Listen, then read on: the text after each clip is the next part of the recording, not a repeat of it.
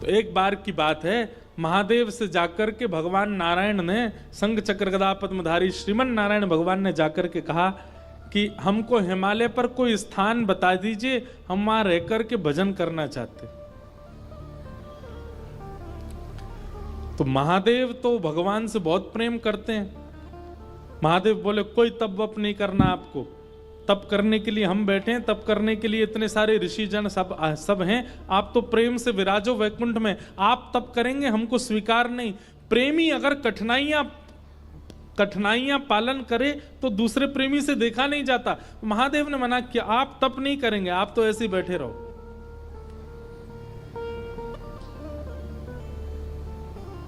भगवान ने फिर कहा नहीं नहीं, हमको तप करना है, हमको तप के लिए स्थान दो। महादेव फिर बोले भैया आपको तप करने की क्या जरूरत है, आप भगवान हो साक्षात। महादेव ने कोई स्थान प्रदान नहीं किया, पूरा हिमालय महादेव का है, उनकी आज्ञा के बिना कैसे जाएं। भगवान ने बोला कि भाई ये राजी राजी हमको स्थान नहीं देंगे, उनकी गैर राजी में कोई और तरीका अपनाना पड़ेगा स्थान लेने के लिए। तो जहां अभी बद्रीनाथ भगवान बैठे हैं, यहां पर महादेव और पार्वती जी विराजते थे। और बद्रीनाथ जो है ना, ये देवताओं का पर्यटन स्थल है, यहां देवता घूमने आते हैं। वो बात बाद में ऐसी व्यवस्थित हो गई, 6 महीना मानव वहां घूमने जाते हैं, फिर 6 महीने के लिए अभी जब बंद हो जाते हैं तो देवता वहां निवास करते हैं। तो देवता वहां घूमने के लिए आते हैं, पर्यटन के लिए आते हैं। तो वहीं आपने देखा होगा कि बद्रीनाथ भगवान मंदिर के ठीक नीचे तप्त कुंड है, जहां माइनस टेम्परेचर में भी इतना गर्म जल अपने आप पहाड़ों से आता है कि उसमें लोग स्नान करते हैं तप्त कुंड में। तो महादेव और श्री पार्वती जी नित्य तप्त कुंड में स्नान करने के लिए जाया करते थे ब्रह्म मुहूर्त में। एक दिन महादेव और पार्वती जी दोनों गए तप्त कुंड में स्नान करने, तभी देखा कि नन्हा सा बालक तप्त कुंड के बगल में सोया है और रो रहा है। पार्वती जी देख करके घबरा गई। जैसे ही बालक को उठाने गई, महादेव बोले रुक जाओ, ये कोई मायावी बालक लगता है, इतने विशाल पर्वतों के बीच में तप्त कुंड के पास ये नन्हा सा बालक यहां कैसे आ गया? ये कहीं किसी राक्षस की चाल तो नहीं, कोई मायावी क्रिया तो नहीं हो रही है, इसको गोद में मत लेना। परंतु पार्वती जो इतनी करुणा है, इतनी दया है उनके चित्त में, वो बोली आप तो ऐसे ही सोचते रहते हो, अरे नन्हा सा बालक, इतना ठंड पड़ रही है, रो रहा है और आप कह रहे हैं गोद में नहीं उठाऊं। तुरंत पार्वती जी ने गोद में उठा लिया, कंबल में लपेट लिया, बालक को हृदय से लगाया। अरे इतनी रात्रि, इतना ठंड पड़ रही है और ये बालक ऐसे उघारा सा बैठा है। महादेव बोले हमको समझ नहीं आ रहा है, लग रहा है कोई तो गड़बड़ी है। पार्वती जी बोली अब आप सोचते रहो, हम तो, हमारे हृदय का वात्सल्य भाव है, हम तो इस बालक को ऐसे नहीं छोड़ सकते। और पार्वती जी गई और उस बालक को ले जा करके उस स्थान पर बिठा दिया जहां महादेव और पार्वती बैठते हैं। महादेव बोले जल्दी करो, स्नान का समय हो गया है, ब्रह्म मुहूर्त का काल है, हमको और भी नित्य कर्म करने, जल्दी चलो स्नान करके अपना निवृत्त हो। पार्वती जी बोली ये बालक अकेले छोड़ के जाएंगे, रोएगा, इसको खेलने के लिए कुछ खिलौना देने पर, यहां बद्रीनाथ में कहां खिलौने आए। तभी वहां बेर का वृक्ष है, बेर को ही संस्कृत में बदरी कहते हैं, बदरी फल। वो बेर के वृक्ष से कुछ बदरी फल तोड़ करके उस बालक के पास रख दिए और उनको गेंद समझ करके वो बालक खेलने लगा। पार्वती जी बोली अब ये बालक जब तक इन गेंद से खेल रहा, हम स्नान करे आते हैं।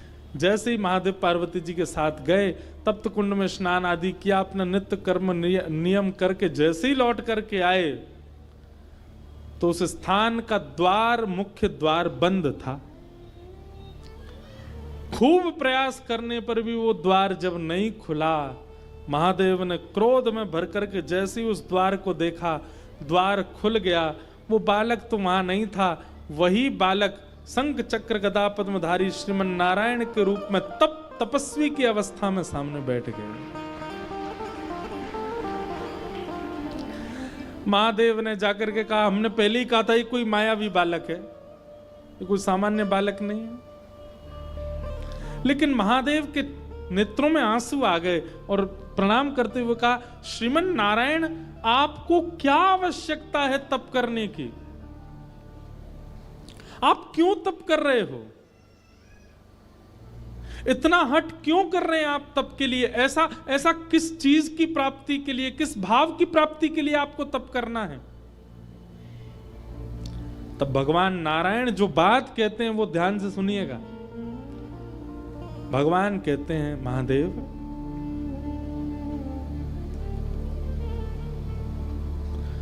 कर्म की पत्नी का नाम है तपस्या। आप लोग सारे शास्त्र उठा करके देख लीजिए, कलयुग से पहले जितने भी युग हैं उन युगों में चाहे दैत्य हो, चाहे ऋषि हो, चाहे महापुरुष हो, चाहे मानव हो, तप सबने किया। रावण भी तपस्या करने गया था, हिरण्यकश्यप भी तपस्या करने गया था, हिरण्याक्ष भी तप करने गया था, कंस भी तपस्या करने गया था। इसका मतलब क्या है? अन्य युगों में आप कितने भी कर्म कर लो, जब तक आप तप नहीं करोगे आपको कर्म का फल नहीं मिलेगा, क्योंकि कर्म की पत्नी का नाम है तपस्या। बिना तप किए कर्म फल नहीं देता। और कलयुग में लोगों पर इतना समय नहीं है कि वो तपस्या करें, वो तप कर पावें। इसलिए श्रीमन नारायण भगवान कहते हैं, कलिकाल में जन्म लेने वाले हर मानव के नाम का संकल्प लेकर के मैं ही तपस्या में बैठा हूं, मैं तपस्या कर रहा हूं। मेरा, आपका, हम सब का नाम लेकर के श्री बद्रीनाथ भगवान ही तपस्या में बैठे। हम कर्म करते हैं, हमको फल मिल जाता है। तपस्या तो हमने की नहीं। कौन? क्यों? क्योंकि तपस्या साक्षात नारायण भगवान कर रहे हैं। इसलिए कम से कम आज आपका घर बन गया, आज आप धनवान हो गए, आज आपके बच्चे पढ़ लिख के विद्वान हो गए, आपने केवल कर्म किया, लेकिन किसकी तपस्या का फल आपको मिला? भगवान श्रीमन नारायण बद्रीनाथ भगवान। इसलिए हर व्यक्ति को साल में एक बार, 2 साल में एक बार, 5 साल में एक बार बद्रीनाथ भगवान को धन्यवाद कहने जाना चाहिए कि आपकी तपस्या से हम जी रहे हैं नाथ, धन्यवाद। आज तक भगवान वहां तपस्या करने के लिए बैठे हैं। हम लोग कोई भी यज्ञ करते हैं, कोई भी अनुष्ठान करते हैं, उसमें हमारा नाम पूछा जाता है, गोत्र पूछा जाता है। इंद्रेश शर्मा नामनो हम, भारद्वाज गोत्र उत्पन्नो हम, सपरिवारो हम, सकुटुंबो हम, संकल्प लिया जाता है। उस संकल्प के कई कारण होते हैं। एक कारण यह भी होता है कि आपका नाम गोत्र श्री बद्रीनाथ भगवान को सुनाया जाता है, और आपके उस नाम गोत्र से बद्रीनाथ भगवान जल छोड़ के आपके नाम का तपस्या करते हैं। संपूर्ण ब्रह्मांड के प्रत्येक मानव के लिए तप कर रहे हैं। कौन? बद्रीनाथ भगवान। इसलिए उनका दर्शन करने हर व्यक्ति को जाना चाहिए और दर्शन करके धन्यवाद करना चाहिए कि नाथ आप तपस्या कर रहे हैं हमारे लिए। जो आज तक बद्रीनाथ नहीं गए, यहां पर बैठे या जो लोग लाइव देख रहे हैं, वो भी अगले वर्ष निश्चित बद्रीनाथ भगवान का दर्शन करने जाइएगा, प्रणाम करके आइएगा। तो ब्रह्म नदी कहते हैं सरस्वती को। सरस्वती का प्रवाह विश्व में सबसे कम प्रवाह है, शायद 1-1.5-2 किलोमीटर का ही है बस, और वो बद्रीनाथ में ही दर्शन होता है। बद्रीनाथ से आगे एक गांव है, उसका नाम है माना। वहां माना गांव में सरस्वती जी का उद्गम है। सरस्वती जी प्रकट होती हैं, प्रकट होकर के नीचे आती हैं, भीमशिला से आगे होकर के जाती हैं। उसके बाद अलकनंदा जी हैं, सरस्वती जी अंतर ध्यान हो जाती हैं।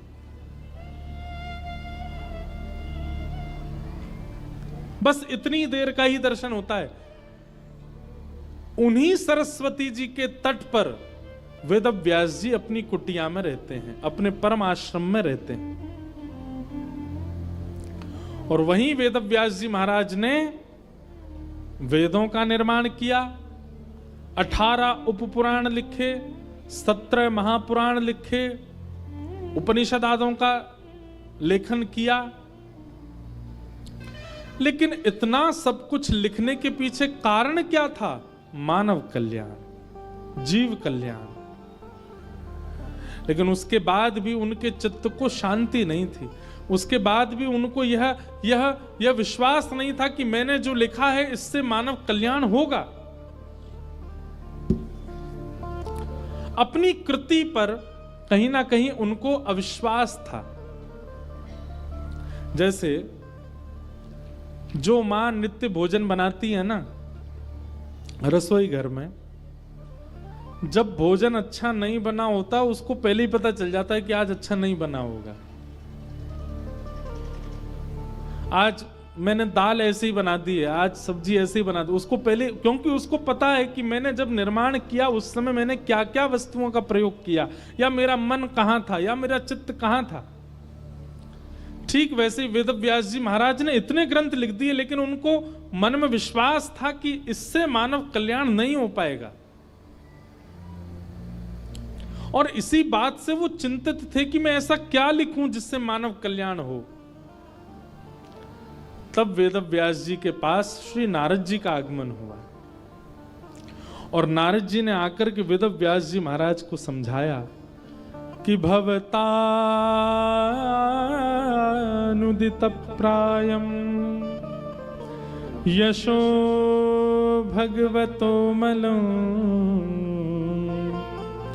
ये नैवासौ न तुष्येत मन्ये तद्दर्शनम खिलम।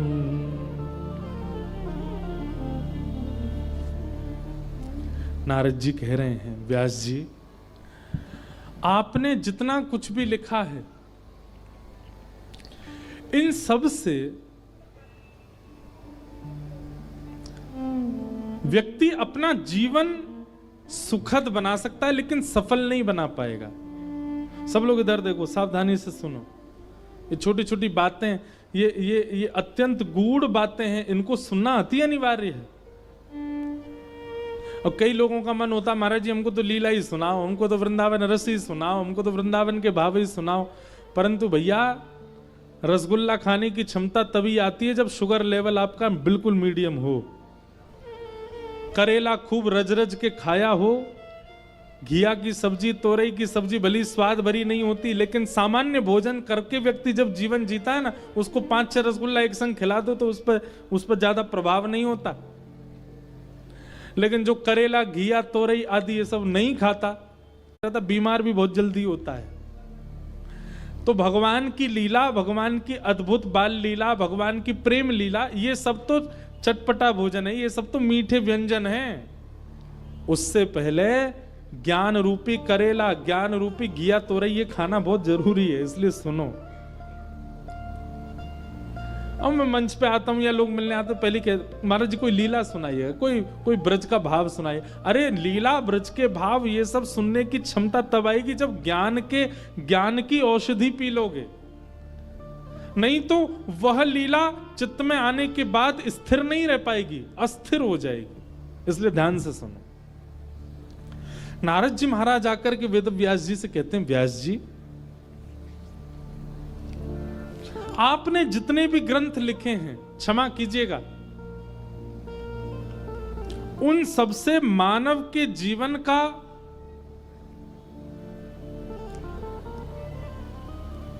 उद्धार नहीं हो पाएगा। वो जब तक जीवित रहेगा तब तक उसका कल्याण हो सकता है, तब तक उसका अच्छा हो सकता है, परंतु वह अपने पूरे जन्म को कल्याणकारी नहीं बना पाएगा। आपने जितने भी ग्रंथ लिखे उनमें 4 बातें हैं, धर्म, अर्थ, काम, मोक्ष। सब लोग बहुत ध्यान से सुनना। हम इन 4 बातों का ही पालन करते हैं। सबसे पहला धर्म, हम जो भी क्रिया करते हैं हमारा विचार होता है धर्म क्या कहता है वो करो। दूसरा ऐसी क्रिया करो जिससे अर्थ की प्राप्ति हो। धर्म, अर्थ। तीसरा, हमारे जीवन का तीसरा उद्देश्य क्या होता है? कामनाओं की पूर्ति। बरेली में घर बनाना है, दिल्ली में ऑफिस चलाना है, ये करना, कामना है, उनकी पूर्ति। और हमारे जीवन का चौथा लक्ष्य होता है मुक्ति। हम इन चार चीजों के लिए ही पूरा जीवन जीते हैं। सबसे पहला धर्म का पालन, दूसरा अर्थ की कमाई, तीसरा कामनाओं की पूर्ति और चौथा मोक्ष की प्राप्ति।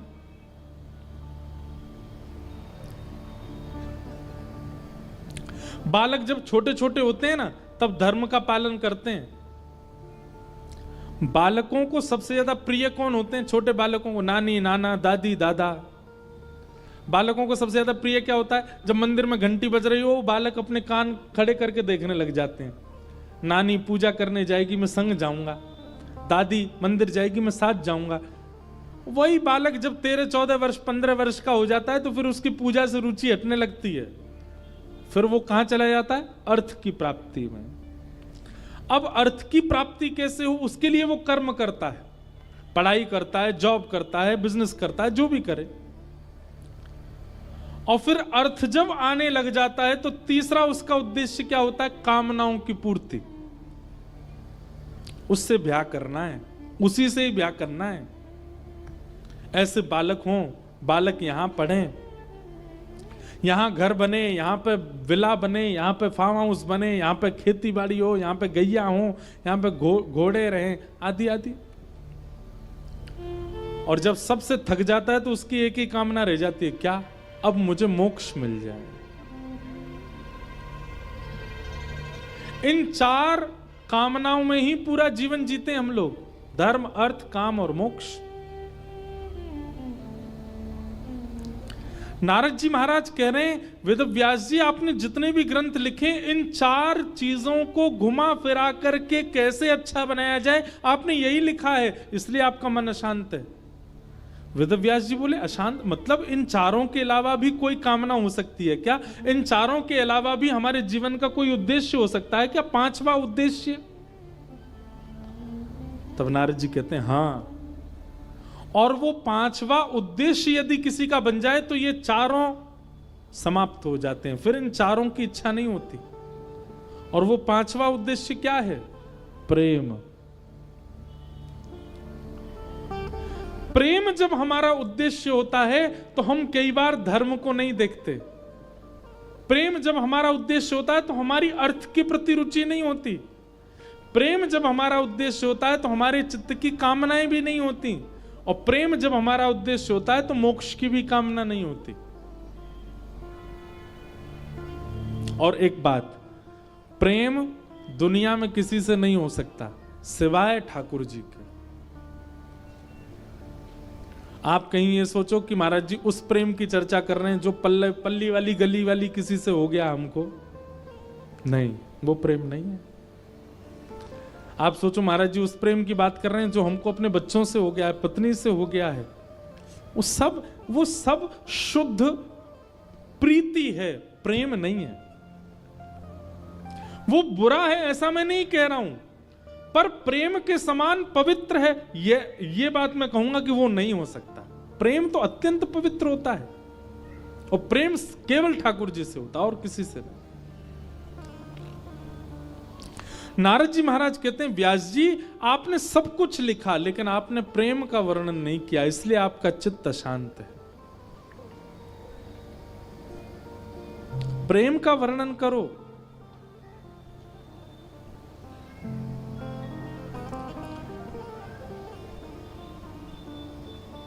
मीराबाई ठाकुर जी से प्रेम करती हैं, इसीलिए कई जगह धर्म की बेड़ियां भी पार कर गईं।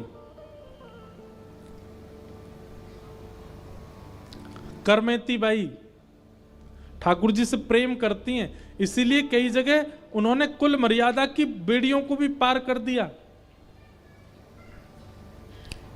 गोस्वामी तुलसीदास ठाकुर जी से प्रेम करते हैं, इसलिए उनकी कोई इच्छा सी नहीं है। आप समस्त आचार्य और भक्तों को उठा करके देख लीजिए, ये सब चीजों से परे हो चुके हैं, क्योंकि इनके चित्त में प्रेम आ गया है। और प्रेम जिसके चित्त में आ जाएगा वो और किसी साधन या स्थिति में नहीं रह पाएगा।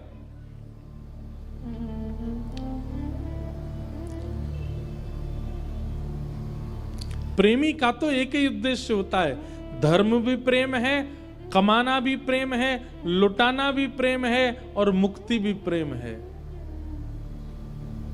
हमारे ब्रज के ब्रजवासी वो ठाकुर जी ते जाके यूं कह दें, बोले लाला तो कृपा करके यदि हमें कछु देना हो तो एक ही वरदान दे दियो। कहा, हे बांके बिहारी, हमारे जीवन के जितने भजन हमने किए, जितनी परिक्रमा हमने करी, जितनो साधन हमने कियो, सबन को फल एक ही दे दियो लाला। बोले कहा, दोबारा ते वृंदावन में ही जन्म दे दियो, हमें मुक्ति नहीं चाहिए। ब्रजवासी मुक्ति की कामना नहीं करते। मुक्ति कोई सामान्य बात नहीं है। मुक्ति के लिए दुनिया में कौन नहीं भागता, पर प्रेमी व्यक्ति मुक्ति की भी कामना नहीं करता। उसको प्रेम। मुझसे एक बार हमारे वृंदावन में श्री राधारमण लाल जी, श्री राधारमण के सेवायत हमारे जीजा जी हैं, सबसे बड़ी बहन, वहीं उनका विवाह हुआ, श्री अनुराग गोस्वामी जी। एक बार उन्होंने मुझसे बहुत पहले, शायद उनको भी याद नहीं होगा, उन्होंने मुझसे पूछा, पर मुझे याद है। उन्होंने एक बार मुझसे पूछा कि अगर हम ऐसे कर्म करें कि हमारा फिर से जन्म हो जाए तो क्या बुराई। मैंने कहा नहीं, भागवत जी और सब शास्त्र कहते हैं ऐसे कर्म करो दोबारा जन्म ना लेना पड़े। तब उन्होंने एक बहुत अच्छी बात कही, बोले देखो भैया, वृंदावन में जन्म मिले, ब्रजवासी घर में जन्म मिले, श्री लाल जी को अपने भुजा में उठाने को अवसर मिले, श्री लाल जी को अपने हाथन से पोशाक पहनाने को अवसर मिले, श्री ठाकुर जी राधारमण जी को चंदन लगाने को अवसर मिले, श्री ठाकुर जी को इत्र सेवा करवे को अवसर मिले, और श्री ठाकुर जी की नित्य आरती करनो और सामने बैठ कर के प्रसाद पवावे को अवसर मिले। ऐसा जन्म तो हमें बार बार चाहिए। आप तो कथा में ऐसी कोई युक्ति बताओ जैसे दोबारा जन्म हो।